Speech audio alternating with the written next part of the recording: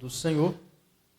Nesta noite nós estamos felizes por tudo que o Senhor tem nos proporcionado nesta oportunidade, a qual nós nos encontramos aqui para juntos glorificarmos e exaltarmos o santo nome do Senhor e Salvador Jesus Cristo.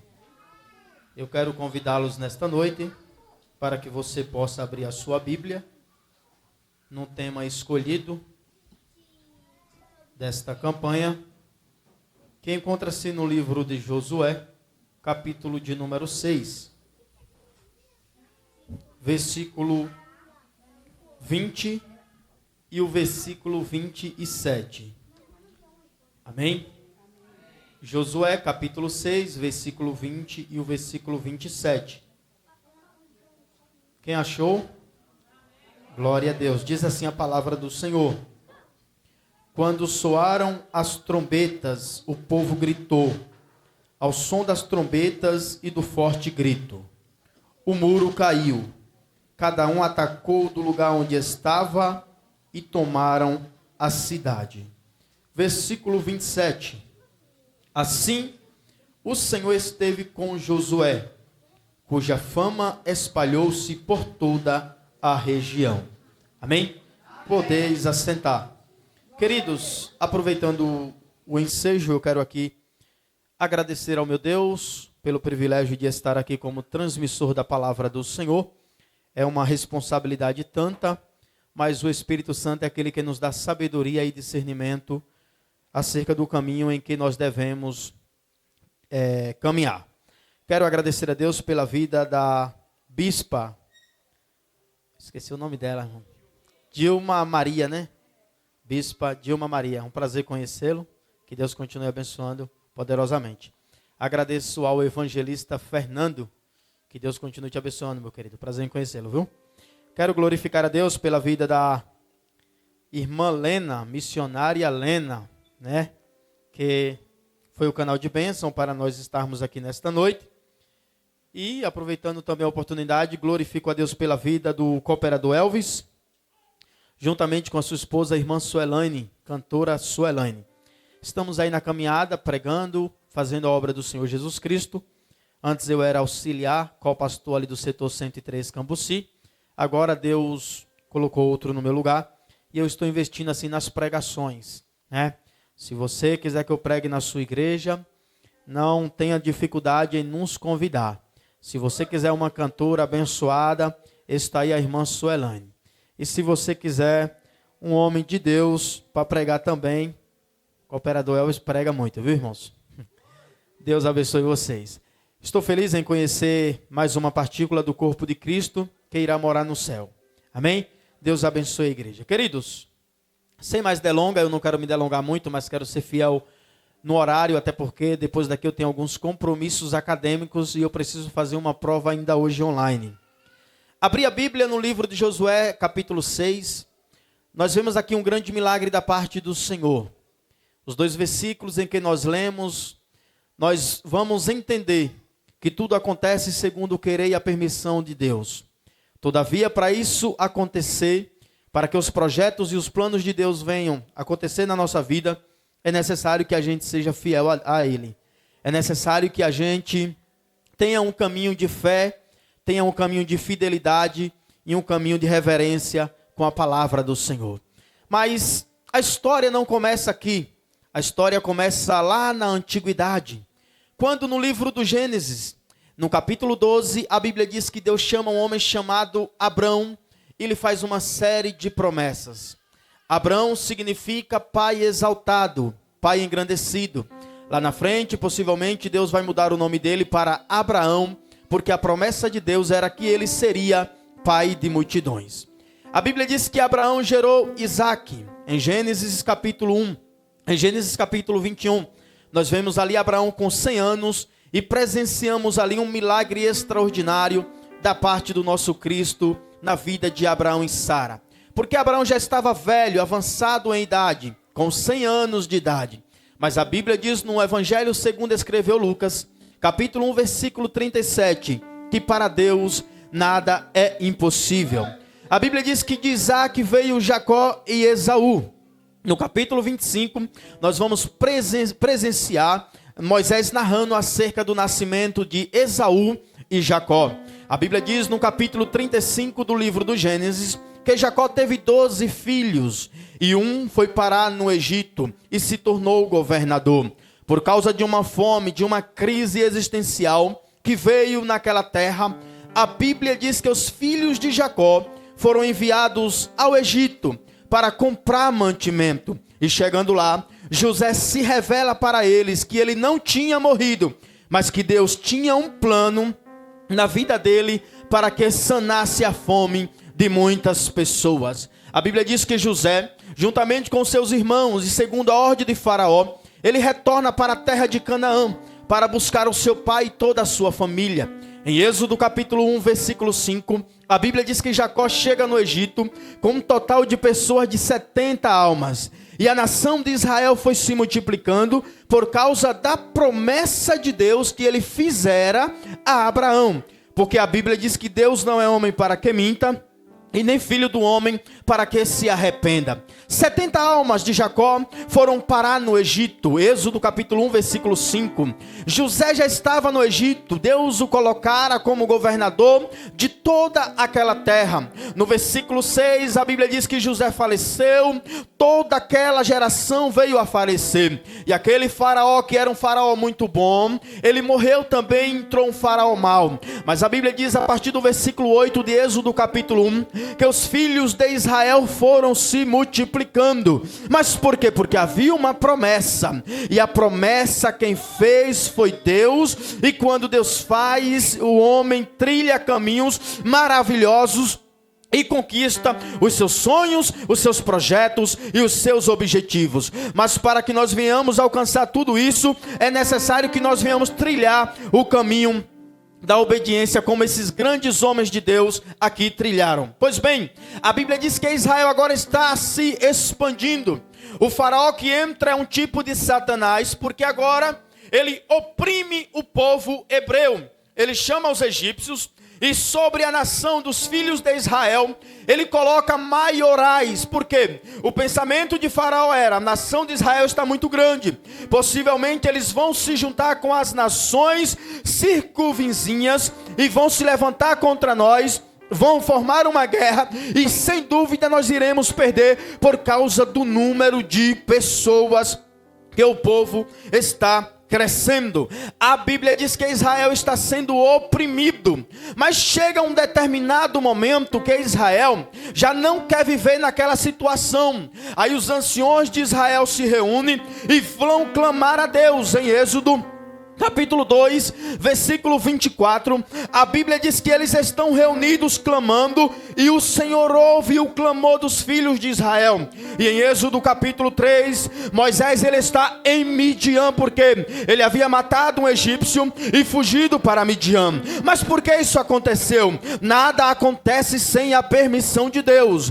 Tudo o que acontece na nossa vida é um plano, é um propósito. No Evangelho segundo escreveu o evangelista João, tem um versículo que diz assim: o que eu faço hoje você não está entendendo, mas amanhã você vai entender. José entendeu que ele parou no Egito porque José é um tipo de Cristo. Louvado seja o nome de Jesus. Ele entendeu que quando ele está lá em cima, ele não tem aquela autoridade para pisar nos seus irmãos, para maltratar os seus irmãos. Mas quando ele se revela para os seus irmãos, ele diz assim: tudo o que aconteceu foi um projeto de Deus, tudo o que aconteceu foi Deus que permitiu, para que hoje vocês estivessem aqui juntamente conosco, porque se Deus não me tornasse governador do Egito, toda essa gente iria morrer de fome. Querido, Deus tem um plano, Deus tem um propósito estabelecido para cada um de nós. Pois bem, andando na Bíblia Sagrada, a Bíblia diz que em Êxodo capítulo 3, o Senhor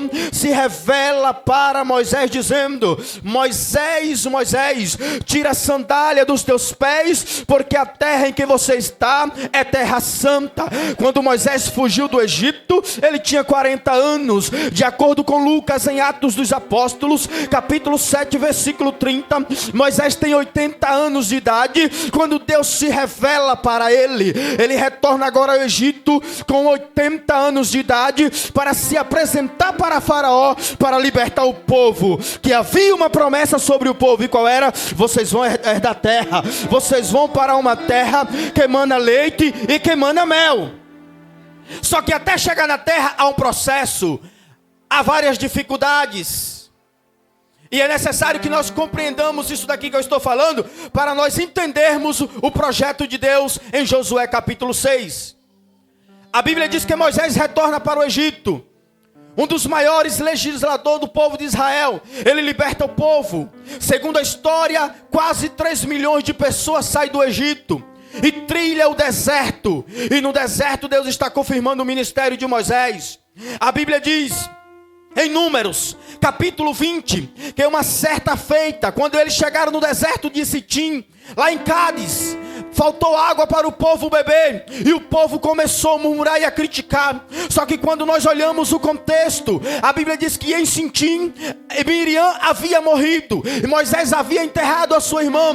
Moisés enterra a sua irmã, e o povo está murmurando contra ele. A mente de Moisés está cheia, ele vai falar com Deus: Senhor, o que eu faço? O povo está murmurando, não tem água para o povo beber. A Bíblia diz que Deus se revela para Moisés e diz assim: Moisés, ajunta a congregação dos filhos de Israel, vai até aquela rocha, pegue a sua vara, diante da rocha, você não vai bater na rocha, você vai falar com a rocha, porque isso aqui é uma questão de fé, isso aqui é uma questão de intimidade com Deus. Você vai entender que eu vou provar para o povo que eu nunca o desamparei em meio ao deserto. Aí a Bíblia diz que Moisés, ele está irado, Moisés, ele está de saco cheio com o povo. Quando ele chega diante da rocha, em vez dele cumprir o propósito de Deus, ele olha para a rocha, pega a sua vara e bate na rocha, porque aquela rocha, ela tipifica Jesus Cristo.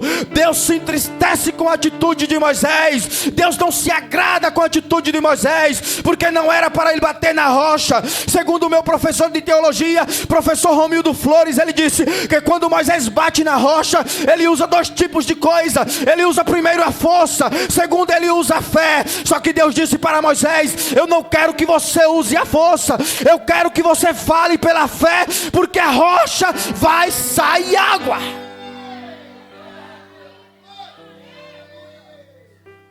Venha comigo. Havia uma promessa sobre Moisés e a nação de Israel, que eles iriam entrar na terra prometida. Só que Moisés, por desobedecer a Deus, ele não entra na terra prometida nesse episódio de Números capítulo 20. Toda aquela geração foi massacrada no deserto. Deus levanta outra geração. Mas a promessa está de pé. Porque Deus não mente, quando Ele fala, Ele cumpre. Deuteronômio capítulo 31. Moisés agora já não é um jovem. Ele está com 120 anos de idade. E ele morre. Só que a nação de Israel precisava de um líder. Quando Moisés falece, que Deus esconde o seu corpo, a Bíblia diz que Deus chama quem? Josué. No capítulo 1 nós vamos ver Deus chamando Josué e animando. Por quê? Porque não era fácil substituir Moisés. Moisés era um homem eloquente em palavras. Nós estamos falando de um homem poliglota. Nós estamos falando de um homem que cresceu no Egito. Ele entendia de tudo. Mas Deus se revela para Josué dizendo assim: olha, Moisés, meu servo, é morto. Mas há uma promessa que Israel vai entrar na terra prometida. A promessa estava de pé. Ei, querido, a promessa de Deus está de pé sobre a sua vida. Só que obstáculos, dificuldades, o mar vermelho, as muralhas de Jericó, os inimigos vão trilhar os seus caminhos para você parar. Mas nesta noite Deus está dizendo: não é para você parar. Porque quando Deus olha para Josué, Deus diz assim: assim como eu fui com Moisés, o meu servo, eu serei contigo, não te abandonarei, não te desamparei. Seja valente, seja corajoso, seja forte, porque você vai fazer este povo herdar a terra que eu prometi. Xarabaçui de Calamanaca Sóbria. Capítulo 1, Deus chama Josué e anima-o. Capítulo 2, Josué envia 2 espiões para espiarem a terra. Eles vão até Jericó para analisar as fragilidades de Jericó. Eles entram na casa de uma meretriz chamada Raabe. E quando chega lá, eles começam a conversar. No capítulo 2, versículo 10, Raabe diz assim: olha, nós estamos espantados, nós estamos atônitos. Por quê? Porque nós temos ouvido o que o seu Deus está fazendo. Acho que você não entendeu, eu vou repetir. Raabe, uma meretriz que na sociedade era desclassificada. Ninguém gostava dela, porque as pessoas são preconceituosas. Mas nós que somos homens e mulheres de Deus, nós temos que entender que é esse tipo de gente que Jesus Cristo tem um projeto de salvação. Jesus morreu por todos. Aí a Bíblia diz que Raabe diz assim: olha, nós ficamos sabendo que o Deus de vocês abriu o mar vermelho, derrotou os 2 reis dos amorreus, o rei Sion e o rei Og. No capítulo 3, Josué atravessa o Jordão. Deus já está confirmando o ministério de Josué, porque a nação estava indecisa, a nação estava em dúvida. Será que Josué tem capacidade? Será que Josué vai conseguir levar a carga que Moisés levou? Moisés era um homem que falava com Deus face a face. Mas só que Deus o escolhera. Deus falou que seria Josué. No capítulo 4, quando eles atravessam o Jordão, eles fazem um memorial das 12 tribos de Israel. No capítulo 5, nós vemos a circuncisão em Gilgal dos israelitas. Agora nós chegamos no capítulo 6. A campanha é o quê? A queda das muralhas de Jericó. No versículo 1, a Bíblia diz que Jericó estava cerrada por causa do exército de Israel. Ninguém entrava e ninguém saía. O rei de Jericó está com medo. Os soldados de Jericó estão com medo. Josué está preocupado. Mas embora Deus já tinha comprovado que era com ele, porque o rio Jordão se abriu, o Senhor se aparece para Josué e diz assim: Josué, Jericó já está em suas mãos.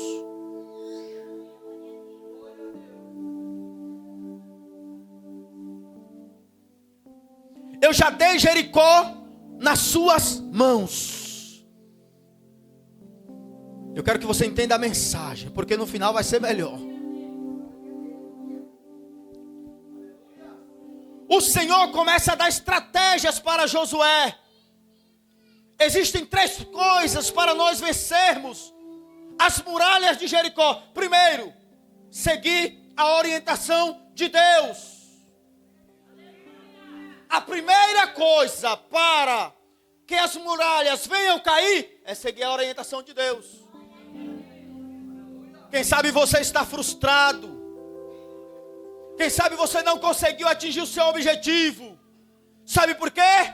Porque Deus disse: eu quero que você vá por aqui, mas você foi por aqui. Você quis pegar atalho. Deus foi bem claro para Josué. Primeiro, Jericó já está em suas mãos. Porém, faz como eu estou te dizendo. Primeiro, os homens armados, põe eles na frente.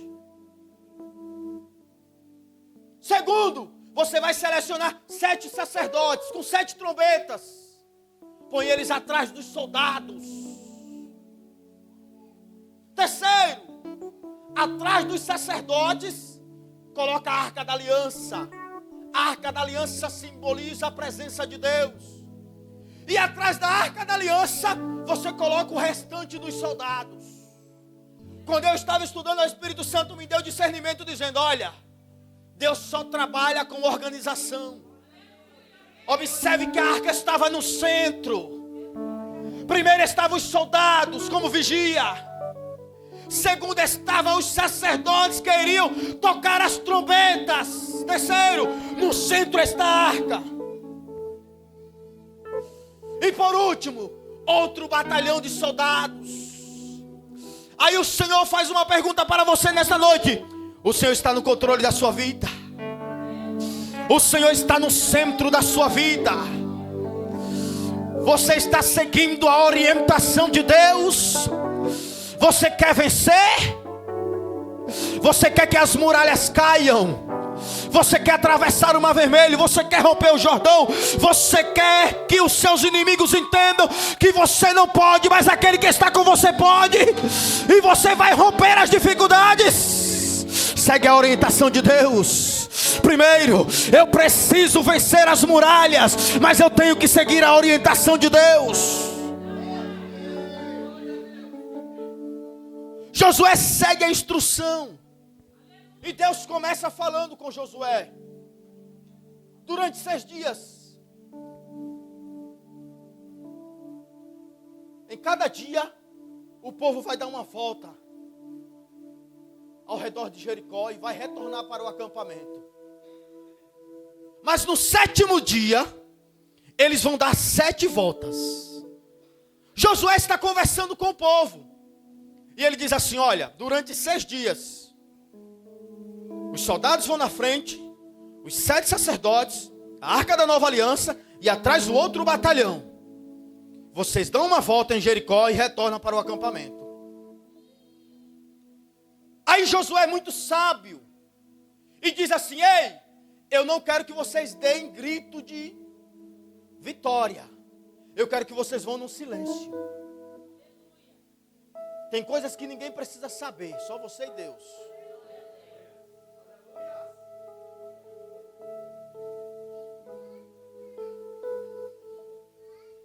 A Bíblia diz que eles vão primeiro dia e retornam para o acampamento. Mas Josué havia dito: olha, ninguém dê grito de vitória, só quando eu os autorizar. Aí a Bíblia diz que Josué, ele fala para o povo assim: no 7º dia, na 7ª volta, vocês podem dar o brado, mas vocês vão ter que esperar eu falar. Porque qual era a estratégia de Josué? Se o povo saísse gritando, os soldados iriam ver. Mas Josué falou: não, é só o toque da trombeta. É só o toque da trombeta. Os 7 sacerdotes vão tocando, os soldados estão de olho. Deus está no centro. O Senhor está no nosso meio. E quando Deus está no centro, quando Deus está no negócio, o homem pode até olhar para você e dizer que você não vai conseguir.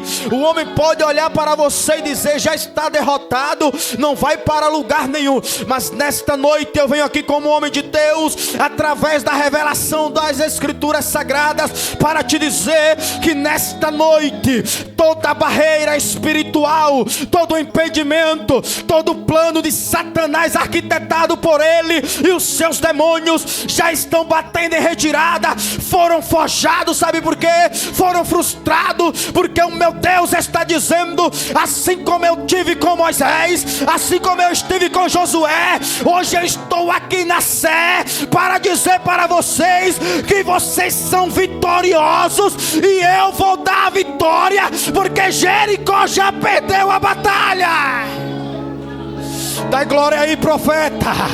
Adore o santo nome de Jesus, porque enquanto você adora, o céu se abre, a glória desce. Jesus pode curar, Jesus pode batizar com o Espírito Santo. Você pode sair daqui renovado, e amanhã quando você chegar no trabalho vai estar tudo diferente. Ninguém vai entender, mas sabe o que acontece? Deus está com Josué.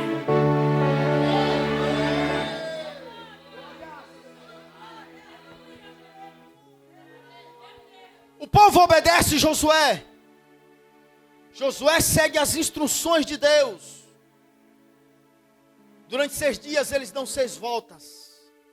Mas chegou o 7º dia. Eles dão a primeira volta. Eles dão a segunda volta. A terceira. A quarta. A quinta. Na 7ª, o povo está na expectativa. Por quê? Porque Jericó era imbatível, humanamente falando. Primeiro, Jericó media 18 quilômetros de comprimento. A cidade de Jericó tinha 2 muros. Cada muro, segundo estudo arqueológico, tinha 13 metros de comprimento. Os 2. O primeiro tinha 6 metros de largura por 13 de comprimento.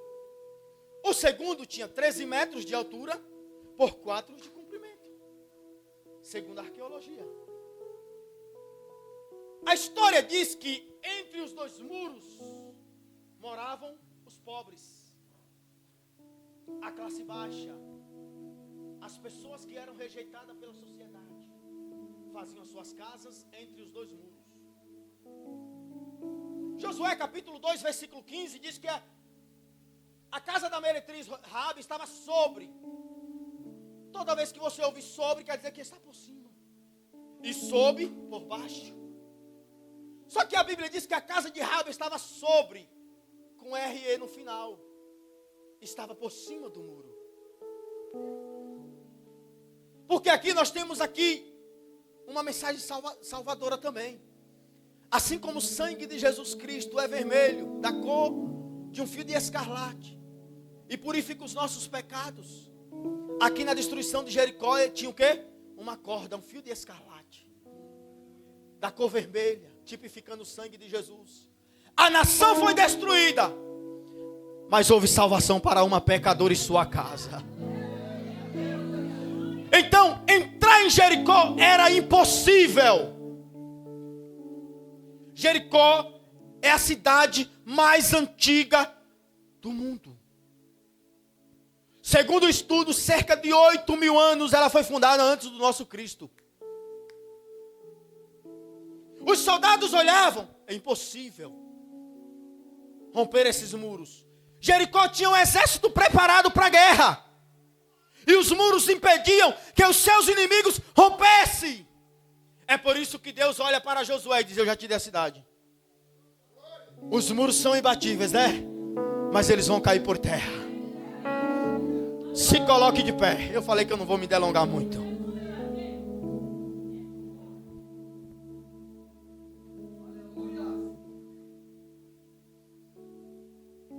Os muros estão de pé. Os sacerdotes estão tocando as trombetas. Os soldados estão preparados. Primeiro eu falei o quê? Para vencer as muralhas de Jericó tem que ser o quê? Tem que seguir as instruções de Deus. Segundo, tem que ter fé. Hebreus capítulo 11, versículo 30. Pela fé, as muralhas de Jericó caíram. Eu acho que você não entendeu, eu vou repetir. Pela fé, as muralhas de Jericó caíram. A terceira coisa para vencer as muralhas de Jericó tem que ter coragem.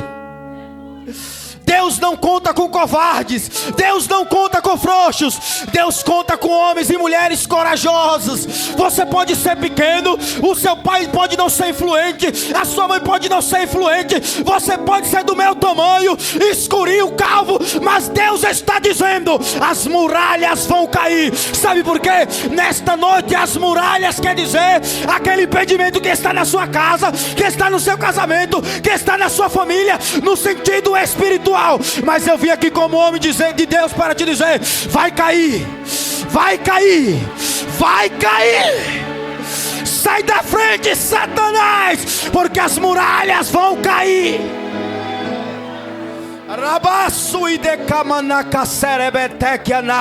Eu estou sentindo Deus aqui. Eu quero saber que se tem crente que é batizado com o Espírito Santo, deixa Deus te usar nesta noite. Sabe por quê?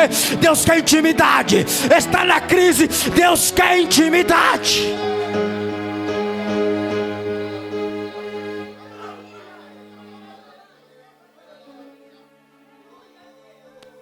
O povo está rodeando a cidade. Primeira volta, segunda volta, terceira, quarta, quinta. Mas Josué havia falado para o povo: quando eu disser, dê um brado de grito, dê um grito, vocês podem gritar que as muralhas vão cair. Na sétima volta, os sacerdotes estão tocando a trombeta. Josué olha para o povo e diz assim: dá um brado de vitória, porque os muros caíram. Quando Josué diz assim, a Bíblia diz que o meu Deus, Ele desce na terra. É lógico que eu estou conjecturando. E derruba os muros, as muralhas de Jericó.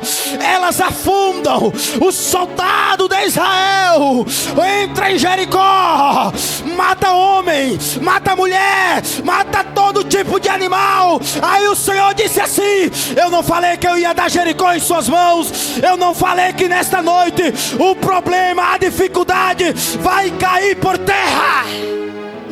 Os muros caíram. Quais são os muros de Jericó que está na sua casa? Vem aqui que eu quero orar por você. Tem que ser rápido porque eu já estou terminando e o tempo não nos permite nesta noite. Vem aqui que eu quero orar por você. Eu estou com problema no casamento, eu estou com problema financeiro. As muralhas de Jericó estão dentro da minha casa. Ei, no sentido espiritual, o meu Deus está dizendo: nesta campanha Ele vai dar um basta. Ele vai dizer assim: chega, vai cair por terra os muros de Jericó.